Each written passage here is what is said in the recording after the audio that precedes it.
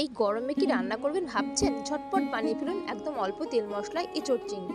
প্রথমে এঁচোড়গুলোকে কেটে সিদ্ধ করে নিতে হবে। তারপরে কড়াইয়ে তেল গরম হলে তার মধ্যে দিয়ে দিতে হবে জিরে ও তেজপাতা। এর মধ্যে সিদ্ধ করা এঁচোড়গুলো দিয়ে দিতে হবে। তারপরে পরিমাণ মতো লবণ হলুদ দিয়ে হালকা নাড়াচাড়া করে দিয়ে দিতে হবে আদা জিরে বাটা ও টমেটো কুচি।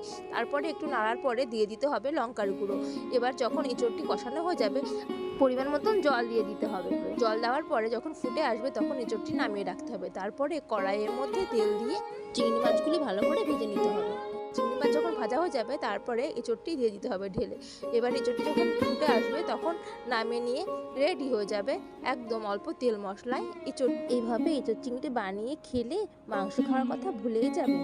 আপনারা সবাই এভাবে বাড়িতে এঁচোড় চিংড়ি বানিয়ে খাবেন এবং আমাকে কমেন্টে জানাবেন আপনাদের সবার কেমন লাগলো। তো সবাই খুব ভালো থাকবেন, এই গরমে সুস্থ থাকবেন। টাটা বন্ধুরা।